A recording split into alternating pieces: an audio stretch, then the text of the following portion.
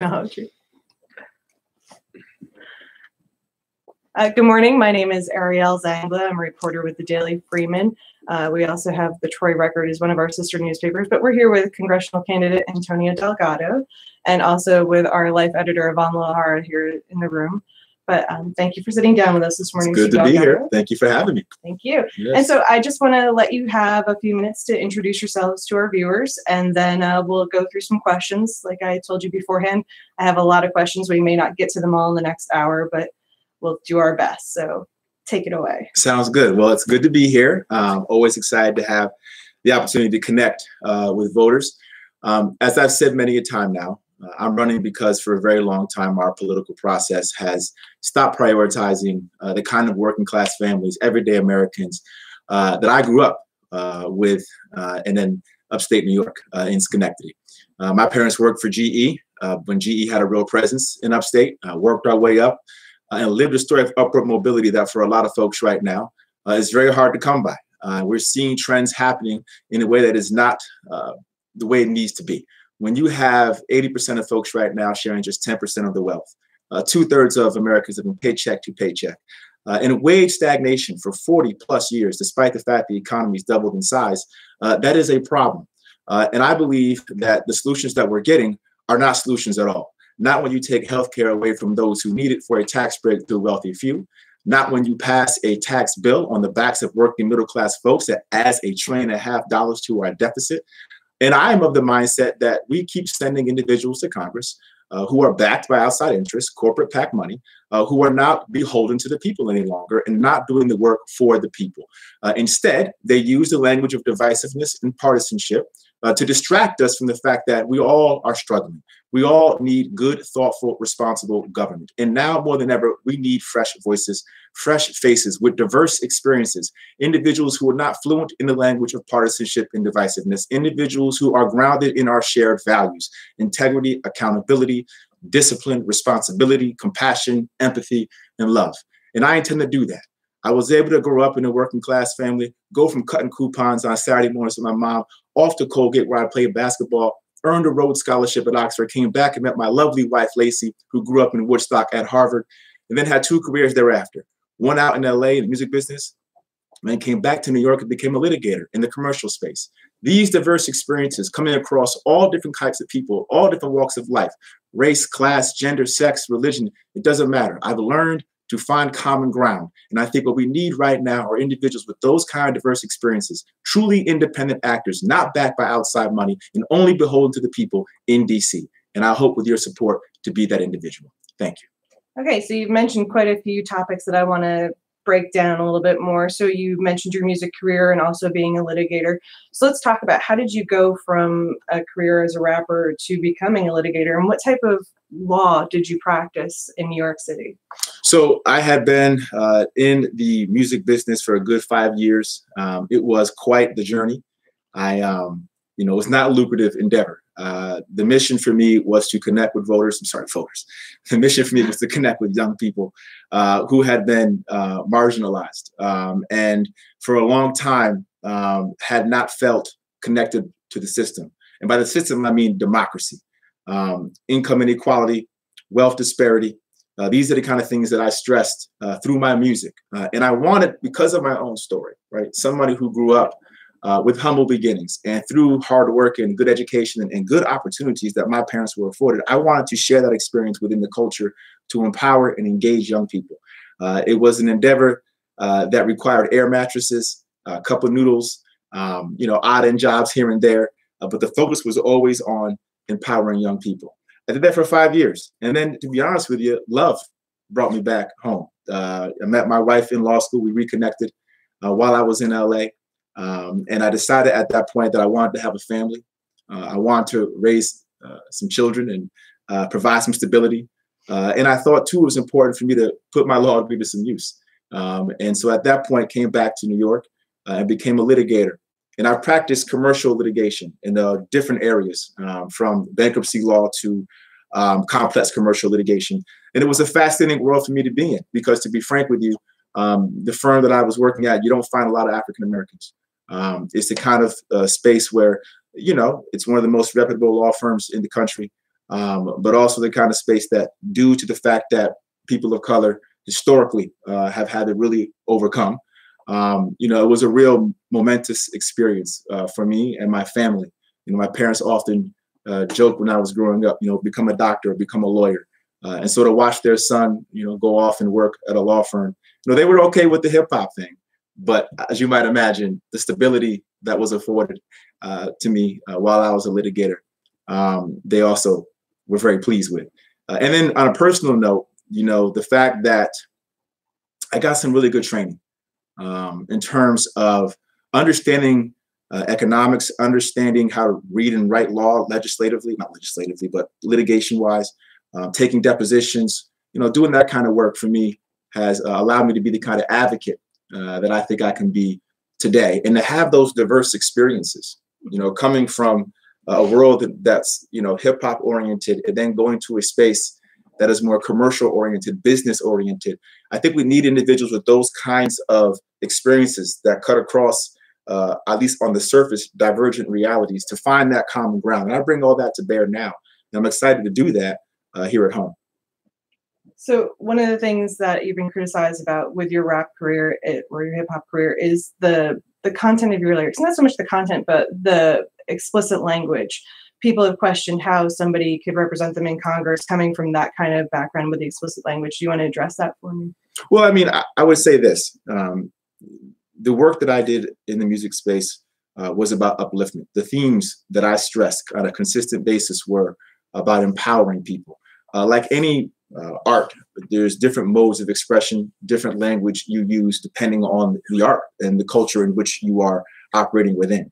But the themes that are being stressed are always, to me, the most important and most critical, particularly if you're trying to get a sense, if you're not of the culture, to understand what the agenda or what the message was. I'm happy that we've seen the kind of pushback we have on the attack ads that I think are grossly misleading and do play on bias and divisiveness and hate. Whether it was the Woodstock radio program that pulled the ads, or whether it was the 18 clergy members who stepped up and wrote a letter to the editor, or whether it was, local papers, the Washington Post, that called it grossly misleading, or whether it was Dr. Benjamin over at SUNY New Paltz, who both publicly and privately acknowledged the inappropriateness of the line of attack. So we're seeing individuals come out and I think talk about these ads in a way that speaks to the truth of the situation. And it's unfortunate that the congressman, despite numerous requests, has not felt compelled to denounce these ads. So I want to talk about PACs, but before we do that, you mentioned, race is an issue in this. I mean, you're the first African-American that we've had run for representing this district in my memory. Do you think that gives you an advantage? Do you feel like it's an issue that might not play well with voters in this area? Or do you think it detracts from your message? My objective from the very beginning of this process, and my faith from the very beginning of this process, is that if you lean into people and you demonstrate that you actually care and you are real with them and try to be true as possible and listen and engage and show up and keep your promises, I think that's all that people care about. And so the differences, whether it's race, gender, religion, none of that matters at the end of the day when you lead with your heart, when you love people, when you actually care about people. It's hard to resist that. And what I've tried to do is get out there and engage with voters all across this district. We've promised to do 11 town halls, one in each county, and we've done 10. We have one more coming up. We're proud of that work, and I intend to keep those town halls going if fortunate enough to be elected. So it's about connecting with voters at the end of the day and showing that you actually care. And of course, know the issues locally. So what kind of issues do you think are affecting voters here in Ulster County? Since we're here in Kingston, what have you been hearing from the constituents here? What issues would you address for them specifically? Well, it's interesting because whether it's Ulster County or whether it's Sullivan County or whether it's Dutchess County, the most important issue that comes up at every turn is healthcare. Now, there might be different pieces to the puzzle, whether it's rural access or prescription drug costs or the cost of premiums or deductibles, the fact that there's the opioid epidemic and how that's being dealt with, Lyme disease. But no matter what, healthcare comes up. And people want to figure out how we can deal with the healthcare crisis. So tell me your position on healthcare. What do you think healthcare looks like? How would you fund it through the federal government? Yeah, well, I think what we have right now is an opportunity to really universalize healthcare in a way that is achievable, that can bring down premiums and deductibles. I am for a public option. We're the only developed country in the world without some form of universal healthcare. Some countries have a single payer, others have a public option. I think if we open up Medicare and make it available to folks, anybody who wants to opt in or buy into the system, this is how we can have a really profound impact on the current healthcare crisis that we're in. A system, by the way, where unless you qualify for Medicaid or qualify for Medicare, you are in essence beholden to the profit motive as dictated in a private insurance marketplace. If we introduce a public competitor, and by that I mean give folks the choice to opt into Medicare within the private insurance marketplace, now the private insurance companies have to be mindful of that public competitor and just can't price gouge and charge whatever they want without accountability. A couple of benefits to this. One, if you like your private insurance and you're not comfortable yet with opting into Medicare, you can keep it. But if you do want an option, you have that option. Two, if you are a small business owner or employer who's currently on the hook for providing employer-based insurance, you no longer have to be. You can now direct your employees to the public option. Three, if you are an employee and you feel trapped where you work because of the employer healthcare, you have now optionality. You now can seek other opportunities with the hope that you can find better work and better healthcare options. That kind of risk-taking is exactly what the economy needs to grow. And then lastly, we have to make sure that Medicare can negotiate with Big Pharma. Absolute must. The fact right now that it can't, to me, is a symptom of the problem in our politics, where you have insurance companies and Big Pharma PACs coming in and buying politicians away from representing the will of the people. So, but then how does the federal government pay for that public option? How do we fund that public Well, that's option? why it's an opt-in. It's a buy-in. So the people are paying for it by buying into the system at a cheaper rate than they would otherwise be having to pay with the private insurance marketplace. Not to mention the cost to process a insurance claim, private insurance claim, is 7 times more currently than the cost to process a Medicare claim. So there are actual cost savings built into this program. There is no tax necessary here on the people, which is what I'd imagine the congressman might suggest. But that's not the case. We are certainly of the mindset, and ought to be of the mindset, that we've got to make healthcare affordable and accessible to everyone. This is a concrete step that we can achieve that can really have an impact on people's lives in a meaningful way. The alternative, I might add, is a system whereby we have individuals like the congressman who's voted to roll back guaranteed protections for pre-existing conditions, to make healthcare more expensive for seniors, to roll back Medicaid expansion, and to ultimately increase premiums and deductibles. That's what his vote is on this. And so it's clear here that we have a choice to make. An individual who wants to expand healthcare, make it more affordable, keep in place guaranteed protections for pre-existing conditions, or somebody who has a record now of voting to do the exact opposite. So let's talk about tax reform. You know, we talked about the tax bill that the Republicans passed last year that you said added to the debt. How would you approach that bill? I mean, would you want to dismantle it, repeal it, change it? I mean, what's your idea for addressing taxes, federal taxes? So there are some good pieces to the tax bill, whether it's the doubling of the standard deduction, even some of the breaks that small businesses got. The fact that you can write off your assets with 100% of your assets. Those are all nice pieces. Even the fact that, you know, individuals got a bump in their checks, you know, those are all good things. The problem I have with the tax bill fundamentally is none of those things are worth what we had to give up. Not even close. All those things came with strings attached, and they were attached to massive, disproportionately irresponsible and unfair giveaways to big banks and a powerful few. That was the trade-off. It was, we'll give you a little bit over here for massive giveaways to those who don't need and corporations who don't need. And that trade-off added $1.5 trillion to our deficit, $1.5 trillion. And if you actually unpack the bill itself, what you find is that by 2026, more than 80% of the benefits go to the top 1%. So that tells you who this bill was truly about. And fundamentally, it's operating under the assumption of what we all know to be a myth, and that is trickle-down economics, that if you just give breaks to folks at the top, it'll somehow make its way down. It never does. The only thing that comes down, as we saw in 2008, is a recession, not good jobs, not better wages.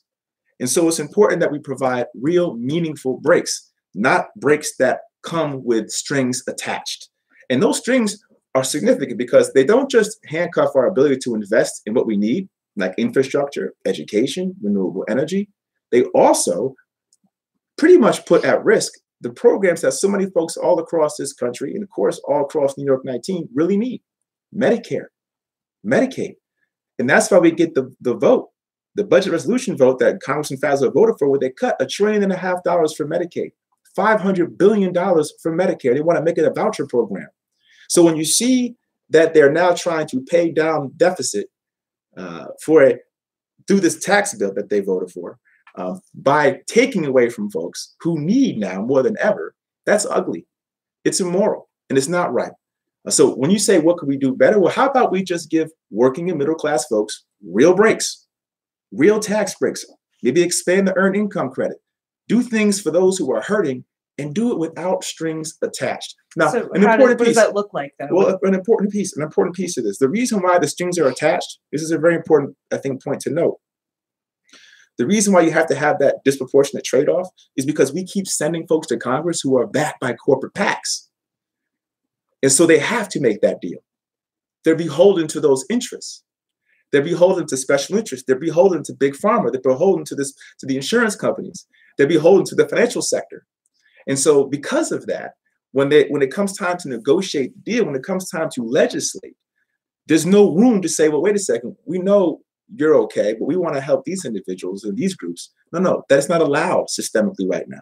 And the only way to change that is to get folks in there who don't take corporate PAC money, who aren't beholden to outside interests and special interest groups. And that's why I've pledged, unlike Congressman Faso, to not take corporate PAC money. He's taken almost $1 million worth.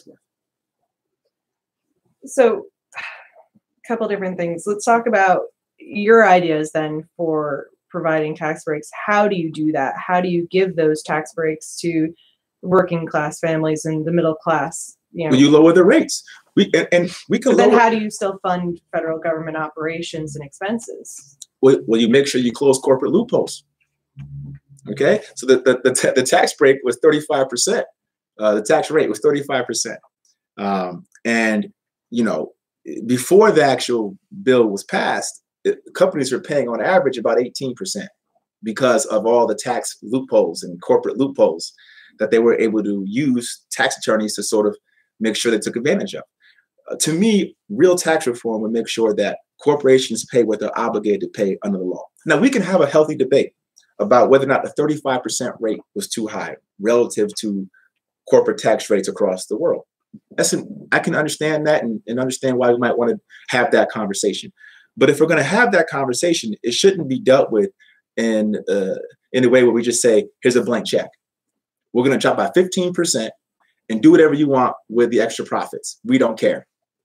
And what they typically do with those extra profits is not create new jobs or increase wages. What they typically do with those profits is buy back their shares and jack up the price and pay out dividends and walk home with more money in their pockets at our future's expense. So you also mentioned taking money from Medicaid and Medicare. So, and there's also the concern from some voters about taking money from Social Security, that they're not going to have that to retire on. How do you protect Medicare, Medicaid, Social Security for the residents? Well, I mean, there's a couple things we should break this out a couple ways. Okay. On the Medicare, Medicaid issue, again, we were put in this position because of the tax bill. And because we're being sold a false bill of goods. We hear McConnell say entitlements are the reason for the deficit. No, they're not. The reason for the deficit is the big cash giveaway they just gave away in the tax bill. That's the reason. And if you want to rein that in, well, rein in a tax bill. Rein in a tax bill that is currently nowhere near revenue neutral, not even close. And if you're a fiscal conservative or you're concerned about fiscal responsibility, think of it this way. The deficit ballooned up to $800 billion, up by 32% or so over the last 11 months, under a Republican-controlled House and Senate. So they're the ones who are making government bloated on the deficit by virtue of their votes. On the question of Social Security, this is an important issue. It's the most important social insurance program in the country's history. And it's an earned benefit, earned. People pay into this over the course of their lives and should be afforded that benefit to live out their days with class and dignity once they've retired. And the fact is, it's also the most regressive tax.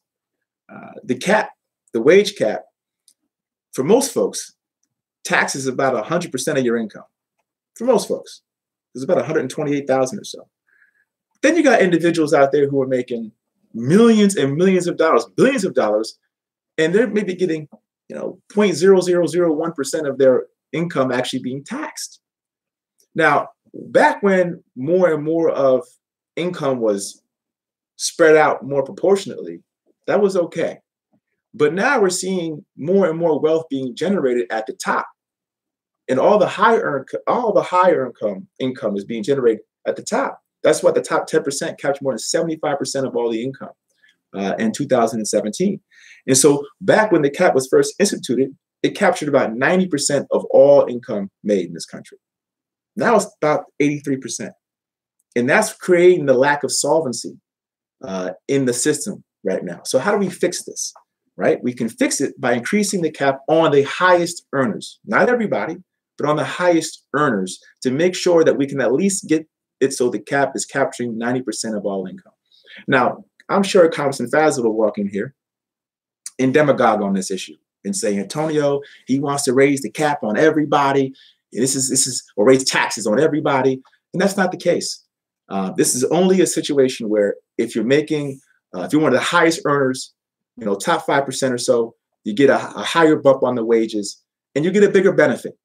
And that's how you create solvency in the system. The only solution that we've heard John Faso provide on this issue are two. One, back some years ago, he said he wanted to privatize it. And then he realized that was not a good thing to say publicly. So now he's kind of backtracked off of that. And he's saying, well, let's just create a commission, a bipartisan commission like Tip O'Neill and Ronald Reagan did, and have them come together and think about the solution. I call that a punt. It's a punt. Provide a solution. We could have a debate on the solution, but provide a solution. I've given you a solution. We could talk about the best way to pursue it, but the stakes are pretty high here, and people are owed solutions from their political leaders. You also mentioned the growing national deficit. So what do we do to bring that deficit down? Well, like I said, a big part of bringing the deficit down is being able to create revenue to pay it down.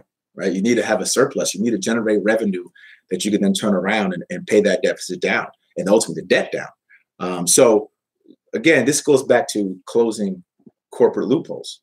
And you got, for example, the carried interest loophole, which allows hedge fund managers to be taxed at a capital gains rate, even though the work they're doing is based on what's called a performance fee. And if it's a performance fee, well, that means you're earning it because you're performing. By definition, you're earning it. So that should be taxed as earned income. You have the financial sector right now, still making risky bets, right? Still engaging in sort of short-term investment that can put the health of our economy long-term at risk. We should be disincentivizing this behavior. And if they're going to do that kind of work, making revenue off of it. So that's why I'm for a financial transaction tax. That'll help. Instead, here's where we're going on this. There's a bill called the Financial Choice Act, which is a bill that Congressman Faso voted for. This bill does a few things that I think most Americans just don't agree with. One, it rolls back the Volcker rule, which was meant to make sure that government insurance banks can't make risky bets. But take that away. Then it also rolled back the Obama-era regulation that said if you are an advisor to retirees, you should put the interests of your clients before your own. Well, the Financial Choice Act, the act that the Congressman voted for, the FCA, rolls back that regulation. So now, if you're an advisor, you can put your own interests ahead of your retiree community. And then lastly, it guts the supervisory authority of the Consumer Financial Protection Bureau, which is meant to oversight and prevent and prohibit the same sort of abusive and deceptive practices that led us into the crisis in 2008. So again, here's a situation where somebody who's backed by the financial sector and has taken significant money in the form of corporate PACs from that sector is voting against the will and the interests of the vast majority of the constituents that they're here to serve. So let's talk about corporate PACs. There's been a lot of campaign ads from both sides, Republican and Democratic, accusing each other of different things. So how do you keep corporate PACs from interfering in elections and from, spreading misinformation? Right. Well, there's corporate PACs, and then there's super PACs. There's different types of PACs. I can't control, nor can the congressman, can't control what, super PACs or dark money does that comes in and just floods the airwaves. You can certainly denounce the content if you disagree with it. Have you denounced any of the content of the ads that have attacked Congressman Faso? No, because none of the ads that have attacked Congressman Faso have blatantly misrepresented his record or are grounded in any issues. He'll point to it. I'm so glad you asked me this question, because these are a couple of things that I'd imagine the congressman might also want to speak to. There are 2 points of contention that I think one could argue, or he would argue, have been misrepresented via outside money. But I'm making the same claims, so I can stand on these points. The congressman voted to gut guaranteed protections for pre-existing conditions. He's said consistently that he did not do that he voted to protect these protections for everyone. He said it very recently up in Albany with Benita Zahn.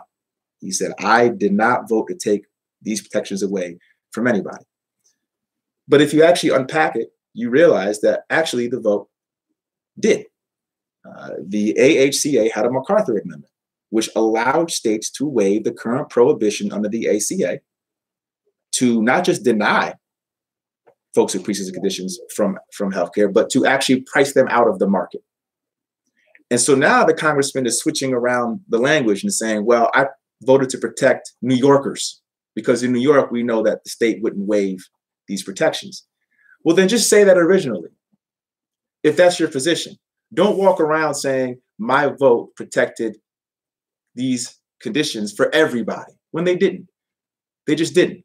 And when you start parsing and saying, well, it only would have affected 7% or 8% or whatever the number is, well, that means you're acknowledging that for the last year and a half, you've been lying and not been honest with your constituents.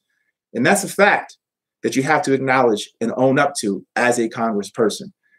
The second point that he might say has been misleading is the age tax. The age tax, as we've said, is a situation where in that same MacArthur Amendment, you're able to charge seniors 50 to 64 a higher rate relative to younger voters. It's 3-to-1 now. It would have been 5-to-1. Under New York law, that would not have been able to happen because we don't allow that kind of disparity in pricing. That bill was passed in 1992. The congressman was in the state assembly at the time that bill passed in New York. He did not vote for that. So even back then, he voted against the interest of seniors.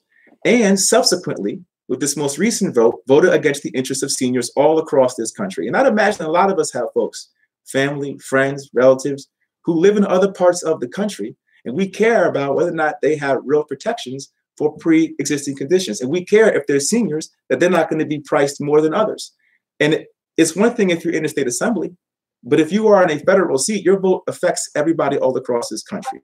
And you should be mindful of that. And the last point on this, just yesterday, the Washington Post came out and said that the way in which the congressman and 6 other folks have been taking their fact check and using it to mislead voters should be taken to task by local publications and folks right here at home because it's dishonest.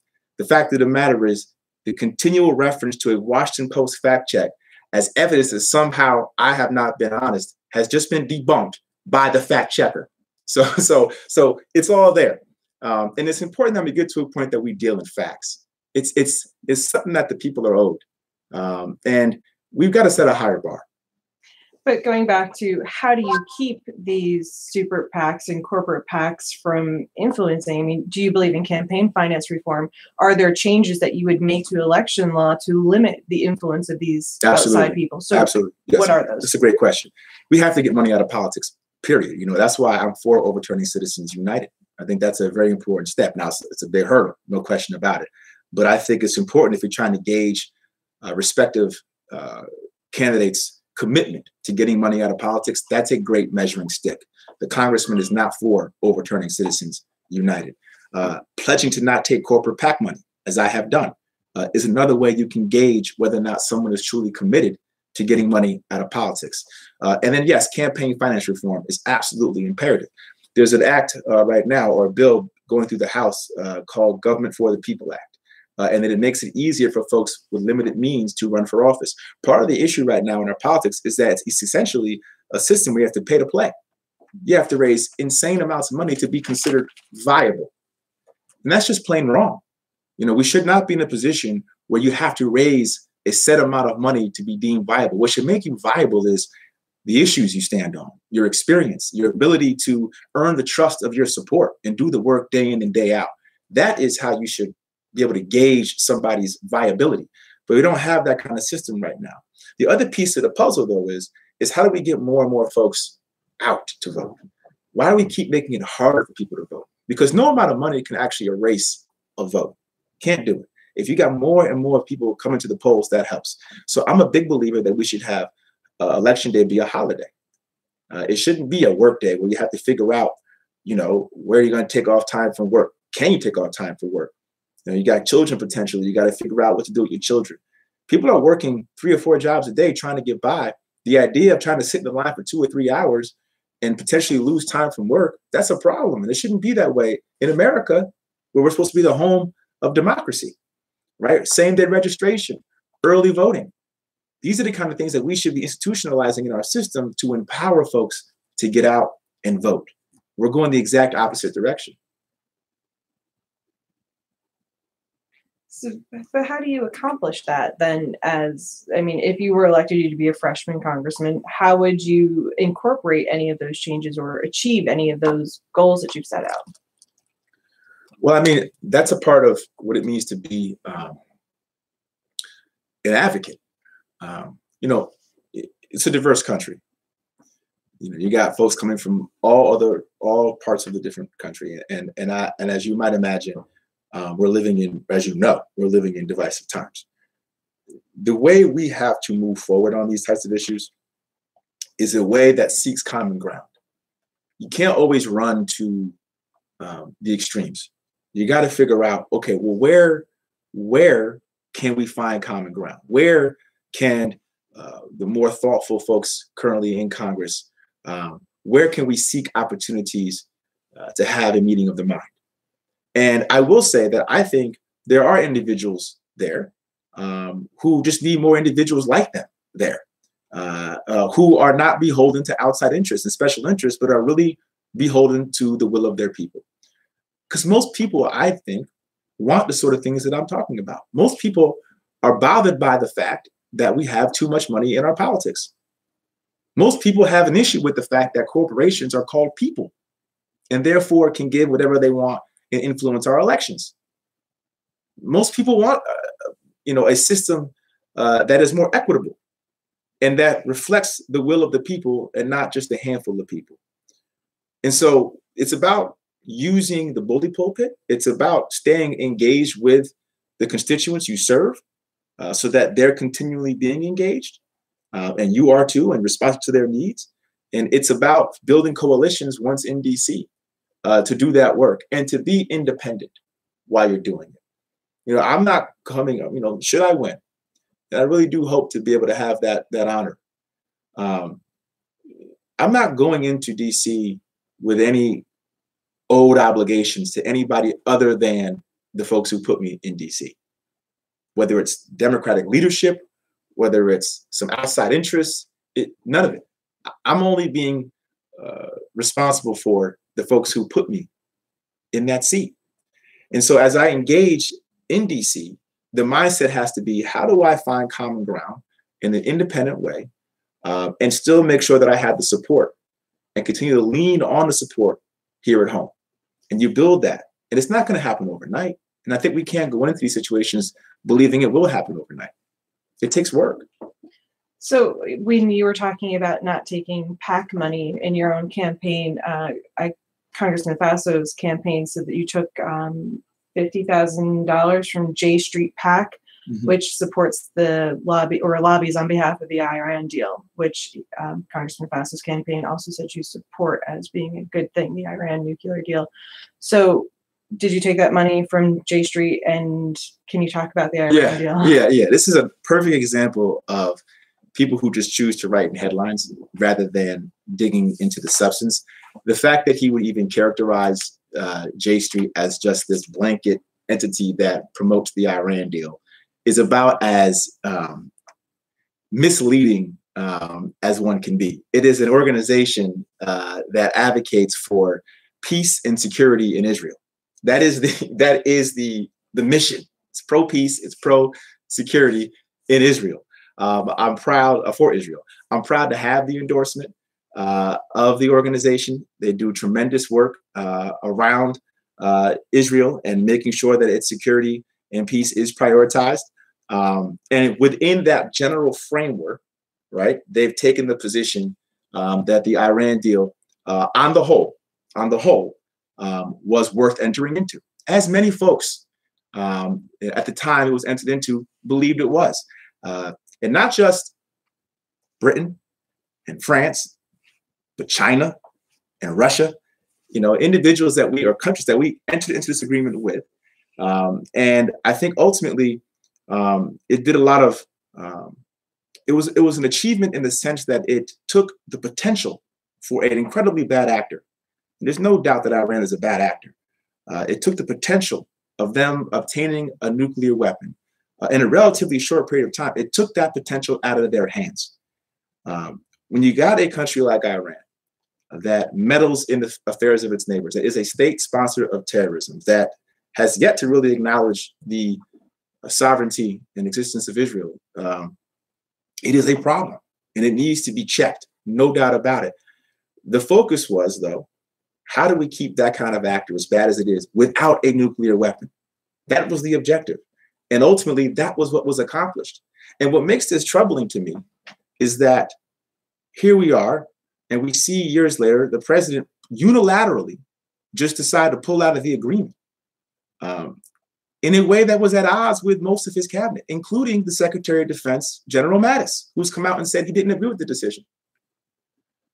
So when John Faso says it's dangerous, well, what is he saying that based upon? Because General Mattis doesn't think it's dangerous, right? So the question really is about making sure that we get to a place where we can have a debate about these issues and do so in a way that isn't about fear-mongering or demagoguing. At the time we pulled out of the agreement, or Trump pulled out of the agreement, there was nothing that indicated Iran was not in compliance. It was in compliance. So if it's in compliance, you have consistent monitoring happening on the ground. You have a multinational agreement. What good does it do our interests to just unilaterally pull out of the agreement and put our word or undermine the credibility of our word? It doesn't make any sense to me. Unless you have a worldview, which is what I think Faso does, since he's been endorsed by Bolton, Ambassador Bolton, and now National Security Advisor Bolton, both in 2016 and most recently in 2017 for his reelection bid. Somebody who is a hawk, somebody who to this day thinks that the Iraq war was the right decision, somebody who believes that we really as a country shouldn't engage with the UN unless it's voluntary and the mood of the nation dictates. That's the individual who John Faso has aligned himself with on this issue. So when you hear talk about the Iran deal, when you hear talk about how it's dangerous and how pulling out of the deal was wrong or right from their vantage point, what you're also hearing is the same sort of drumbeat towards war that we heard that led us into Iraq, which cost us almost 5,000 lives. I'm not trying to repeat that mistake again. So in terms of PACs funding campaigns, though, I mean, you've taken the money from J Street and other groups like it. Do you feel beholden to their interests then? Thank you for bringing that back. J Street's not a corporation. Okay. That's the key. I've taken, so 94% of my money that I've raised has come from individuals compared to just about 66% or so from, for John Faso. Labor has come out and endorsed me, whether it's CWA, CSEA, NICET, steelworkers, they form PACs and support candidates. So, there are going to be groups, whether it's J Street, whether it's labor, that wants to support. They're not the ones who have a disproportionate advantage right now in our political system. They're not the ones who are dictating the terms of legislation. And so it's about restoring balance to the system, right? I've worked in a corporate space for 6 years, 7 years. So the notion that I'm anti-business or anti-corporate makes no sense.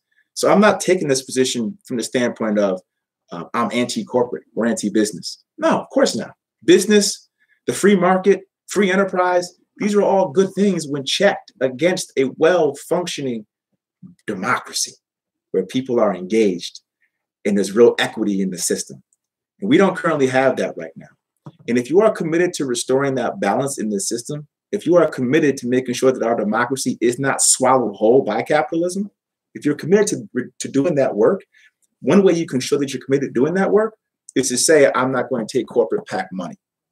Because you're showing people I'm more concerned with figuring out how to democratize the system and to re-alter a situation where there's just so much imbalance on one side of the equation. And I think that's the point I'm trying to make. And why I think you're seeing a lot of people look to this to figure out, what kind of public servant do you want to be once you're in Congress? Do you want to be thinking about everyday Americans, working middle class folks? Or are you going to just be politics as usual and be beholden to outside special interests and corporate PACs? And I've made a decision to hopefully demonstrate to people that I'm committed to everyday Americans, to the vast majority of folks here who, in my estimation, have been left behind by a system that no longer prioritizes opportunity for everyone, And that's how you get 80% of folks sharing just 10% of the wealth. 2/3 of folks living paycheck to paycheck. And since 2009, the recovery, 95% of all the economic gains have gone to the top 1%. So after all that devastation, after folks lost their homes, 401ks and assets, trillions of dollars of assets, after all that devastation, they didn't get a bailout. The banks got bailed out, but not the people. And then all the benefits that have inured since then in the recovery have gone to the top 1%. And this all comes back again to balance. Because if you look at, for example, the bank bill that the congressman voted for, the congressman will say, well, that bank bill benefits smaller community banks by rolling back some of the Dodd-Frank regulations. And it does. It really does. And that's a good thing. But this comes back to the strings attached point. Because why, in order to achieve that, we had to also roll back those same regulations for the banks that led us into the crisis in the first place. Those two things don't have to go hand in hand unless you are beholden to those interests and you don't feel comfortable just fighting for the folks who need it. Let's go back to the point of democracy. You were criticized recently for saying that Israel is not a democracy, but the Republican Jewish Coalition has condemned your stance on that point, but the Jewish Democratic Council of America has endorsed you. So tell me about why you say Israel is not a democracy. What do you think could be a solution for Israel and Palestine. Yeah, I want to be clear, and I was pretty clear in the Spectrum debate after the WAMC debate. Israel is a democracy. It's a Jewish democracy. It's the lone democracy in the region. This is why the Jewish Democratic Coalition has endorsed me. They wouldn't endorse me, I'd imagine, if I didn't hold that position. J Street, also similarly. As I acknowledged, I could have been clear in the statement that I was making. What I was saying was that in order for Israel to remain the democracy that it is, the Jewish democracy that it is, we've got to achieve a two-state solution. That's the key, because otherwise, demographically speaking, it's not sustainable. So the ultimate end game should be a two-state solution. My wife is Jewish. We're raising our children Jewish. We go to synagogue, Temple Emmanuel, right? So this is not just a situation where it is about being an American and understanding the relationship America has to Israel. We were the first to recognize the sovereignty of Israel after the war, and we've been right there with Israel ever since, and rightfully so. But on a personal level, I'm connected. My wife has done tremendous work in this space. She's been to Israel 4 times with the State Department to show her film, a film she filmed right here in the district around cultural diversity issues. This is the work that she does. It's the work that we collectively do. So I am invested in Israel in ways that are completely at odds with the way in which the congressman has latched on to this issue and tried to demagogue and fearmonger around it. And again, this is the problem with our politics, where things can get, whether it's lyrics, whether it's, a statement on something that you actually clarify your point of view on. And despite the clarity, despite clarifying the position, right, people still want to continue to mislead and manufacture controversy. And you got to ask yourself why. Right? Why continue to manufacture the controversy? Well, I would submit that it's a strategy to distract from substance. People don't want to talk about, I'm pretty confident the Congress does not want to talk about healthcare or jobs or protecting the environment and climate change, the things that people really want to focus on, schools. He's the one who said that the government has no role to play in K through 12 education. I would love to have a debate on that. Why does he believe it's not appropriate for the government to have any role at all in K through 12 education? That's a substantive debate based on something he said. Now, if he's changed his position on that, I love to hear it. We could have a healthy debate. But this idea to continue to just manufacture controversy for the sake of controversy, that's why people are tired of politics, because it's a game for people, at least for the folks in DC right now, particularly the folks in power. They view it as a game, but it's not a game. These are people's lives. I was in New Paltz canvassing not long ago, and I had to hear a man tell me he was going to stop his dialysis, and essentially die because he was scared that he was going to bankrupt his children's future and his grandchildren's future. And he looked at me with a look, with all seriousness, and said, I'm going to die, and I'm okay with that because I can't bear the thought. In America. So we're talking about the way people get into this manufacturing controversy stuff and the divisiveness. It goes back to a game for them and how they don't want to really deal with the issues. They don't want to assign what the intent fundamentally is, and I don't really care. We don't have time. People are hurting, and they need answers, and they need solutions.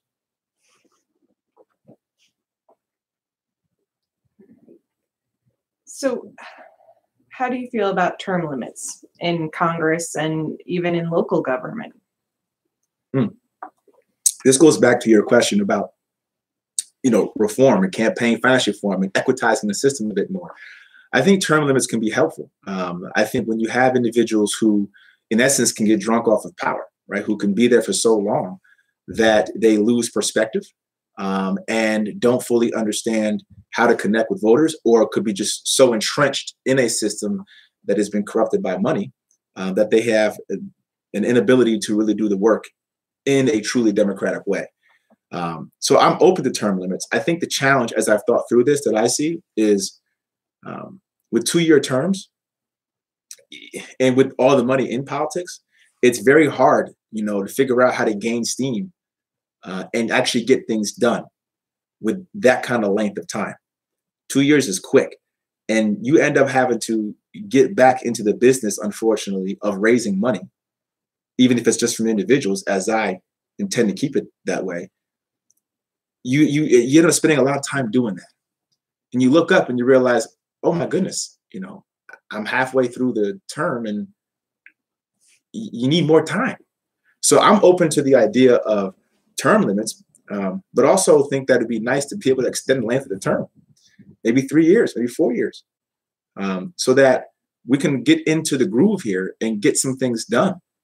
And that to me is how I would think about it. Now, the problem, and I would acknowledge this with lengthening the term limits, is, the genius of the 2-year terms is that it allows, folks to have a referendum halfway through the president's first term.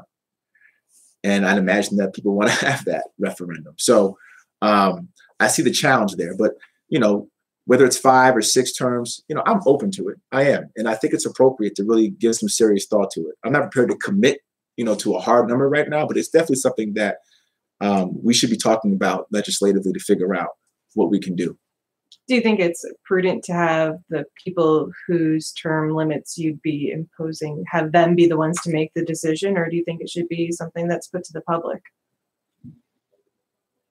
Well, it's different because when we're talking about the public, we're talking about districts across the country, and every district might be different depending on what those group of individuals want. And districts right now are drawn in such a way that is incredibly unhealthy. And to me, this is, if there's any real natural way to check against, indefinite lengths of service, it's rethinking how we draw districts. Because as long as we keep having state actors, legislatures, the party in power, draw these districts, you're going to end up getting districts that are gerrymandered in such a way that if you're a Democrat, for example, in a blue seat, all you have to worry about is being primaried, and vice versa. If you're a Republican in a red seat, and that essentially disenfranchises an entire group of people in that district. And if you ultimately are elected, you're not thinking about reaching across the aisle. You're in fact disincentivized to do so, right? And so you're ultimately just thinking about being primaried. So not only does the way we gerrymander seats create the extremism that we're now experiencing in DC, it also creates a dynamic where if you just stay locked into where you are and just make sure you appeal to this one group of people, you can be there for as long as you desire. And I think that has to change as well. So making these seats more competitive and more neutral in the way they're drawn. And I think having an independent commission do that kind of work would be a great step to accomplishing that. It'd be healthy for our democracy. And we've also talked a little bit about you growing up in Schenectady. The congressman in his previous challenges talked about his opponent being a carpetbagger, and he's used that same term for you. When you moved to the district, did you do it because you wanted to run for the 19th Congressional District? No, I moved to the district because I wanted to come back home. And certainly serving my community was a part of that decision, but it wasn't the driving force or the only factor. It was a life decision. As I've said, my wife and I grew up here. We're raising our little boys, Maxwell and Coltrane twins. And we had long thought about coming home and wanted to raise our boys back home. Like I said, being from Schenectady, she's from Woodstock. And we've consistently made our way back home, whether it was for holidays or, as I've said often, I proposed to her at the Ship to Shore in Kingston, got married at the Catterskill in Greene County. So coming home was always a part of our timeline as a family, as a partnership. But we didn't know exactly when. At the same time, I had been working for a good while at the law firm and wasn't sure if that was something professionally I wanted to continue to do either. So we were already sort of in this space, where we were primed to make a decision about coming back home. And then when the election happened in 2016, it certainly created in me a desire to figure out how do I help? And if I'm going to help, where? And so all these things came together, and it became clear to me that coming back home and beginning the process of figuring out the way I can help, as I did when I came back home, talking with folks on the ground, understanding the needs, understanding what's not being done for the community, and then assessing whether or not I can help. And it became pretty clear to me that, you know, for all the talk of the congressman, you know, or me being some sort of outsider, I mean, he's the one who moved from Long Island, and he's the one who's been here for over 30 plus years. And his record doesn't really reflect the sort of record that I think is about serving this community. It just isn't. Whether you look at his time in the state assembly, where he voted 21 times no, equal pay for equal work, or where he was the lone vote for not extending prenatal care, or where he voted to not fund rape crisis centers, or where he said that the government has no role to play in K through 12 education. Thus, all as a state assemblyman. And then he goes off and becomes a lobbyist. And as a lobbyist, he lobbies for oil pipelines through this very district that we know will cause harm, and have in essence not been allowed to be built because it was deemed to be harmful for this community, the community he now serves. And while being a lobbyist, the firm he worked for was banned for 5 years for getting involved in New York State pensions for a Ponzi scheme, and had to pay $500 million fine. Sorry, $500,000 fine. So this is the record that he's laid out. And then he gets backed, after running for governor and comptroller, he gets backed by the Mercer family, which, by the way, gave $10 million to Breitbart, the platform for the alt-right. And then they prop him up. He gets into Congress, and he has a record now that clearly is at odds with this community, whether it's voting to take away healthcare from those who need it, or whether it's you know, voting for a tax bill on the backs of working middle class folks. So we came home. And we came home to really make sure that people here get the kind of commitment and service from their political leaders that they deserve. And I want to fight for the same sort of opportunities that I was afforded, my parents were afforded, my wife and her parents were afforded, that allowed us to live a story of upward mobility that for a lot of folks right now, all across this district, in the country for that matter, is just not happening enough, no matter how hard they work. Okay. I don't want to cut you off, and I do have other questions, but we're down to our last 2 minutes, and I promised to give you a chance to make a closing statement to our viewers. So let's go ahead and move into that. Yeah, excellent. Well, this was fun. Thank you for the opportunity to talk and to share my points of view. I really like the long form. I think it helps to, you know, get into the issues a bit more. And to the folks watching, I just want to say thank you. We are about a week out now. And as I'm sure many of you know, I've been at this for over a year and a half, and going to every part of this district, all the towns, all the counties, and hosting town halls in every one of them, and really doing my best to listen and really engage with you and the issues that matter. And I am determined to really continue to do that work, not just between now and the election, but should I be fortunate enough to have your support and win this election, to continue to do that work once in DC, to continue to fight to restore a good, thoughtful government for the people and by the people. We need that now more than ever. There's all this divisiveness, and there's a lot of ugliness right now in the world. And I would challenge you, as I've challenged myself, to lean into our shared values at this moment, to not operate out of hostility or anger, but to operate out of love and compassion and empathy, to understand that we have a moment of accountability right now that we can bear down on and do the work of truly caring about each other as a collective, as communities. We are always going to have differences. We're a diverse country, but that's a strength. And at the end of the day, we need political leaders. We need folks on the national stage who are committed to bringing us together, to not fanning the flames of divisiveness for their own self-interest and political gain. And I think if you've been doing this for a long time, you're not as capable of doing that work, particularly if you've been a politician for a long time and you've learned the language of divisiveness. It's important to have individuals who are fresh to this, who can bring fresh perspectives, fresh voices, who aren't beholden to outside interests, who are only committed to serving the people. people with diverse experiences like my own. And like I said, I'm here to do that work and to care for the people. So thank you so much. And I do hope to have your support on November 6th. Appreciate it. Thank you very much.